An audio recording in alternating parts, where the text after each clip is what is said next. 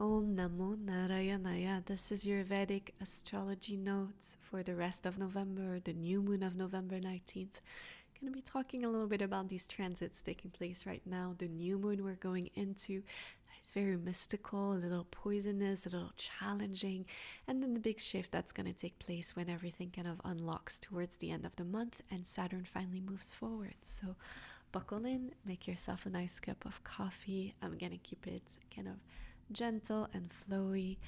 If you're new to this channel, please, if you're feeling the vibe and the energy, stay close and give it a thumbs up and give it a follow. Just know I do offer one-on-one Vedic astrology readings. I have some really cool offerings and things in the work in regards of teachings and classes. So stay close, stay in touch, sign up to the newsletter, and let's get talking about November. Now, what's important to understand this November is that we have 3 planets changing directions. And Mercury retrograding and Jupiter's retrograding. Retrograding movement is going backwards, going back over degrees that it's already traveled on. So things could have to go back over certain things in your life. Old situations have to resolve certain things. Sometimes things come up in this way, and retrogrades certainly have this energy of looking backwards. Now, beyond just this looking backwards, we also know that retrogrades often show situation from the past, but also situations from past lives, very karmic moments in time. In a personal chart, if it involves your 7th house or your 7th lord, I can already tell that the person you're going to marry, you're going to have such a strong, I know this is, I knew it was her, I knew it was him when I saw them. We had such a deep connection because it's a past life momentum, because you've had times before. And I think on some level, all of our lovers throughout life, we've had some past life something, but you know, the one where in a chart where 7th lord, an upapada, something is showing that a partner is involved with this retrograde planet in your chart. I know it's different than anything else. It's like a glue, like something just had to come up because you have to come back together, and it's incredibly important. So in this way, and if it's your 2nd lord, then it's going to be your family, and obviously family, we definitely have had past lives with them.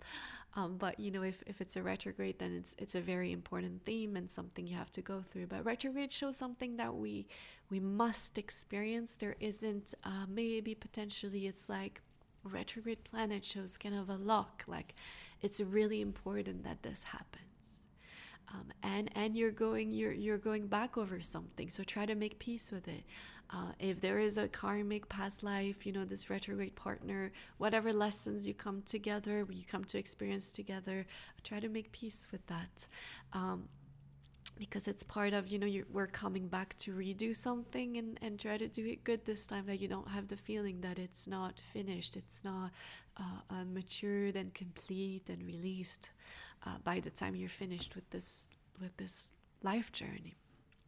So Mercury's retrograding this month, Jupiter's retrograding. Mercury, obviously you all know so much about Mercury. I don't talk so much about it, but I will in this video for the simple reason that this new moon, Mercury is getting really burnt in the fire of the new moon in Scorpio and sidereal zodiac Vedic astrology. Keep an open mind, listen to the message and see how it sits with you as we get closer to the new moon and whether it resonates or not. It's not about who's right or wrong. It's, you know, we all come here, we listen to these videos, and it's what sits with you, what resonates, and what helps with the weeks to come. So that's my message. But so Mercury is going to be retrograde and getting really close to this point in time where the sun and the moon are returning to each other. The moon is debilitated in Scorpio. It's definitely not its favorite sign. If you're someone who struggles with your mental health, be a little kind to yourself around this day. If you're feeling kind of heavy and like nothing's ever working out for me and I'm never gonna find a job, and you're feeling very desperate, very down, very dark, very like my life sucks and I'm never gonna figure it out, just take some deep breath. do what works for you. Some people do really well with nature. Some people go to the sauna. Or some people, I don't know, uh, like to walk through department stores. But just do something that's good, that is kind of a little inner child love, and be a little patient. And if these thoughts are a bit heavy on you, take some deep breath. Just know that everything's always changing. You have no idea what's up ahead. Something incredible could be up ahead. You just have to be patient enough to get there. You just have to be patient enough to get there. And the parts where everything is stuck and things are not working out and you're not getting what you want, sucks, but it's also try to appreciate it, because one day something will work out.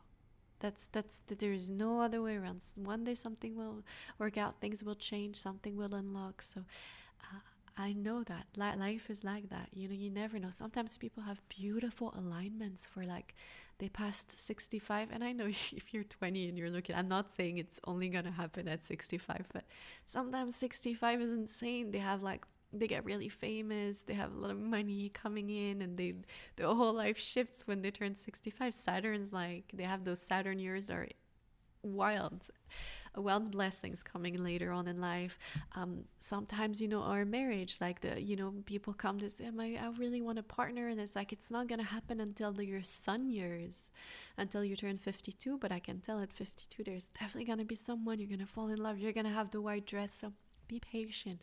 Whatever is being held up, whatever is being delayed, whatever you can't figure out, just allow for the stuck moments to be okay with it. It's part of the journey, and it's hard. It's not about appreciating it, but it's like, there is a part where it's like, just live through it, knowing that things shift, and you just have to be patient. And it's like that. So if your mind gets a little dark around this time, be a little patient. Saturn's also getting very strong. So you have the new moon. The moon is debilitated. Mercury's retrograde. Mercury retrograde, that's caught so close to this dark moon. And by caught, I mean this. Mercury is always close to the sun, so know that. That's why for new moons, often Mercury is caught in the middle. That's very common. But it's happening right within a degree of Mercury. Like the sun and the moon conjunction, which is the moment of the new moon, is taking place. Like Mercury is right there, and it's retrograding. So I don't know. I don't like that for any Earth events. That's a bit inauspicious for any Earth events. It's just, if you can avoid traveling on that time, I think it should be smart. But yeah, and just if you were wanting to do some investments and things like that, I'm not a financial advisor. You should talk to a financial advisor. This video is only for fun and entertainment purposes. I wouldn't invest, go to the stock market with all my hard-earned saved money and throw that into some random investments anyways, but I especially wouldn't do it on that day. I'd be a little cautious around the markets on that day, because Mercury rules the markets. Venus also has some, but Mercury, markets, bitcoins, things of the sort. Now it's just a moment in time. I'm not saying it's gonna be.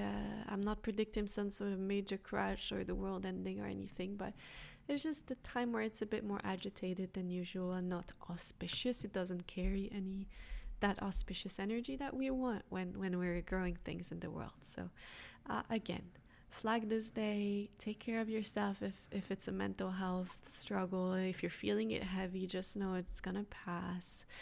And be a little patient with yourself. Give yourself all the tenderness that you need, and walk through it with grace, as much grace as possible. Now Saturn, we have those two retrograding planets. Saturn stationing before it moves forward at the end of the month. That's going to be a huge shift. It's always like whenever Saturn stations, it's like, oh, it's such an eventful moment in time. And we like I said, retrograde planets are, we're revisiting things from the past. It has this past life connotation. It has this looking backwards, but Saturn's finally moving forward, which is good. Mercury's moving forward. So things like that's going to be a big shift when we get to the end of the month, that 28th, 29th. It is a big shift. Like we're in awareness and where we're at.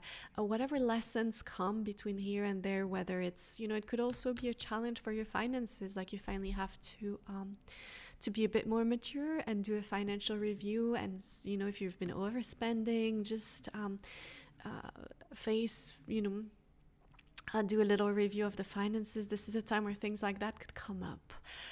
Having to budget, having to be a little bit more mindful, but having that awareness come into your mind, being like, okay, I'm done being really irresponsible with my finances, and I'm going to sit down and I'm going to do something about it. This could be a very, the energy a little bit is like that. Now it could be around your work. Maybe you're done, if you have your own business, maybe you're done kind of half in, half out, not finishing things up, not being on point. You could do better, and finally you're being honest, and you're like, okay, this end of the month is really pulling you in that direction of doing something about it. And it's November. It's November, so close to Christmas, so close to the end of year. It's always an interesting month. In the US, they're doing all this Thanksgiving things, but it's an interesting month. We're coming to a close of something of the year, and it's been challenging, strange year for most. A lot of changes, and just yeah.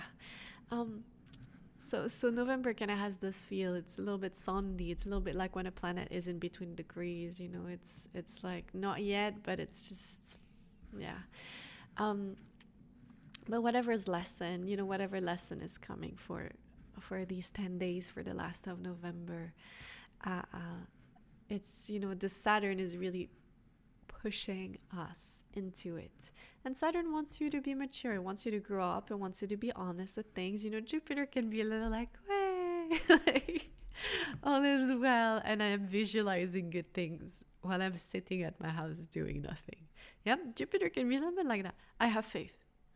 Okay, but if you don't apply for the jobs, you can have as much faith as you want, but you have to do the application and do the work.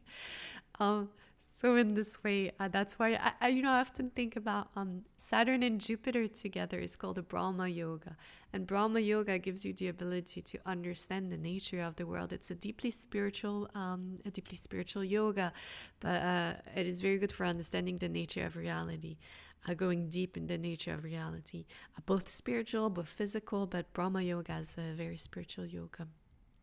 It's not so much about liberation as much as like this wanting to understand the nature of reality, because there's different spiritual aspects. There's the aspect of wanting liberation, of feeling the mumukshutva, feeling done with this world and wanting to let go. And meditation, that's technically what we do. There's a letting go. We close our eyes. It's like, okay, I'm just this closing my eyes into something else, wanting to understand something else. But Jupiter, Saturn, Brahma Yoga, that's really someone who just wants to understand, like, what is this soul? Why was I born? What is the nature of karma? What are the 5 elements?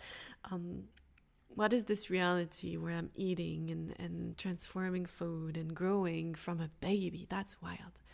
I'm sorry, I'm almost 40, but like, we all came in this little baby thing and grew into this giganormous humans. It's incredible. It's strange, peculiar. All our teeth changed. I don't know. Anyways, there's some things that are incredible about this creation, the sun, the way we're moving around the sun, the elliptic. Anyways, Brahma Yoga. And why is Brahma Yoga? Because it's Jupiter and Saturn, right? Jupiter has this faith aspect, this akash, this reflective energy, this very spiritual, but spiritual in a religious way. Spiritual in a way that's, having faith in things, believing, looking at the sky and going into the bigger idea of things. And Saturn's very grounded in its psychological approach of things. Saturn's very grounded, Saturn's very raw. Saturn will say, okay, well, if you want to do this, you got to work hard. If you want to understand reality, then you need to study. You need to read your knowledge books. You need to go to a satsanga. You need to listen to great realized masters and sit with them and try to understand what they're saying. And then you're going to need to meditate and do those meditation practice they have initiated you into. You get initiated into these practices, it's not so easy. It takes great effort when you're sitting for meditation. You're depositing all of the Sanskrits, and you need to learn where they go. You need to learn all the Sanskrit sound. You need to practice them over time.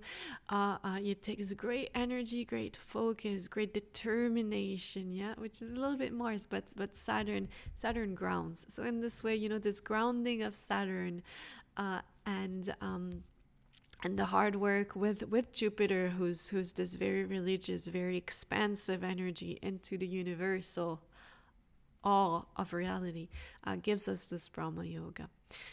So Saturn is raw. Saturn's the one who's like, I want to show you the truth of what is. I want this raw reality to be. I want you to see yourself clearly so that you can do something about it. I want you to be honest about the truth of how things are in your relationship, in your family. And that's going to make you suffer because you don't want to look at it. You'd rather just keep going with the mess that it is. You don't want to change. It's easier to, look away and keep going than have push yourself to change. But that's why we say Saturn is hard work and it will make you cry. But you cry, you see something for what it is, and then maybe it breaks your heart because maybe that person doesn't mean so well, but then you can heal, then you can move on, or you can just file that reality into your head and then just kind of readjust so that you can do better for yourself, create from a better space. So in this way, Saturn's quite a journey. So happy Saturn. The rest of the month is going to be quite Saturn, transformational. Scorpio, we all know about the murky waters of Scorpio. Scorpio is both poisonous, but it can also be the poison that helps you transform into something new. And the best example we could talk about when it comes to that is, people that do these cactus journeys. Now, for some people, it's really good. For some, it's really bad. It can really mess things up in your mind. It can kind of mess you up a little bit. Or it can really help unlock some old trauma that no amount of talk therapy for 20 years could have unlocked. That's the reality of things. Sometimes it's very deep and it's just you trying to do it just can't unlock it. You have to go through that. You have to go through an alternate space to be able to get past something. And so Scorpio has this energy because, this cactus is what? It's poisonous. For some, this poison is going to change their life forever. And they'll finally, something will click, so this poison will really help heal in a way that nothing else could have. And for some, it's not so good. They're just going to get a little bit off and then, think this or that. So in this way, there's actually ways in Jyotisha that we're taught who it's good for, who it's not good for. But any benefic or really good transit over your 8th house will be a good time to do a transformational journey like that. And if you have a malefic and Jupiter is not... Jupiter can show the wiring in your brain. So if it's already afflicted... there's already a very strong imbalance in the brain or in the neurology, and that's kind of already, whether it's borderline bipolar, but it's already hard work for you to stay balanced, then not touching that stuff is best because we want you balanced, So it takes a bit of a finesse, but Scorpio's like that, Good, not good, hard to tell, but transformational, a little poisonous, in what way for whom, but Scorpio months. So Scorpio months, strong Saturn, surrender. It's when Saturn gets strong, we lean on the sun. That's the teaching, Saturn can make you really heavy and have these dark thoughts and think that, again, I mentioned, like, things are never going to work out for me. I'm never going to be I'm never going to find a partner. This, things are never going to work out. It's like this dark clouds where you just like feel so defeated and so depressed, this like heaviness that just feels thick. And that's when we want to lean on the sun. The sun's very bright, it's full of light, it brings clarity. And so little things you can do around the house as Saturn gets strong over the rest of November. Clean your windows. Actually, it's on my list today. Clean your windows. Do your best to take the trash out. I live in Switzerland, and they have this thing where we have to bring all our recyclables. I need to like kind of clean and tidy my recyclables, and then I need to pack them up and bring them to the center and then sort them out at the center, and it's a whole thing. So sometimes I get a bit lazy, but this is a month where it's like good to do the extra work to take this stuff out of the house. But even sorting through things, getting rid of old things, old clothes, old stagnation, you know.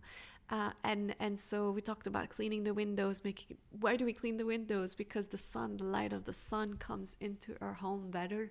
We're inviting more sunlight, literally, physically, you know, calling in more sun, like opening up all the blinds first thing in the morning, inviting and calling more sun. This image is incredible as a remedy for Saturn. It's like the vibrant, like horses, the 7 horses. It's used in Vastu a lot, but there has the strength of the 7 horses that are undefeated, that are strong and full of energy. Yeah, because Saturn makes you very depressed and lazy, and you don't want to do anything, and you feel so low. And it's like those horses have this vibrant solar energy of like, no, your vitality. It's the vitality of the sun, you know. And in this way, people who have a strong blessing of the sun, great vitality. They'll wake up early, they're at the gym, they're doing this, they're doing that, and you know, and all of us with the heavy Saturn, we're just like, we have to drag ourselves to do, you know, to just get the, yeah. The Saturn can be tough like that. But this is a really good image to have around your house. Light a candle, you know, make sure, again, we talked about light. So light a candle. I have a little, it's almost Christmas time. You can put some light. But lighting the candle is, especially if you're working from home, it's nice to do that. It's again, we're literally bringing light. We're saying, hey, I'm lighting this up. I'm calling in the light. Okay. This is really good, but yeah, this image is really special for sun worship, sun energy, sun blessings into our home. What else are we going to talk about? All right, I think we went over so many things. Happy November. If you're celebrating Thanksgiving, I'm keeping good thoughts that things are going to improve, especially in the big country across the pond, that things will come to resolve. For happy traveling. Actually, my mom is coming towards you, so please that things are safe and well with flying and airplanes. It sounds like we're close to having things at least the government reopening, so that's quite good because of this Thanksgiving. Yeah, I think we all need a Thanksgiving. I don't know about you, but this year I need a Christmas, like not like a whatever, it's Christmas, I don't care. I don't really do like Christmas. I'm not Christian in any way, shape, or form. But growing up, we did like the bringing warmth into the house. And this year, I'm just like, I think I'm gonna need a small little tree. Once in a while, I do that, but this year I'm gonna get a cute little tree and put a little something, and it's a little extra warmth and comfort. And I think the end of 2025 is requiring a little extra warmth and comfort, because it's been quite a journey. All right, happy November. Can't believe it's November. Next time we talk, it will be December. It's going to be a beautiful full moon in December. It's going to be an exalted full moon, so that will be lovely, and we'll talk more about that. Take care.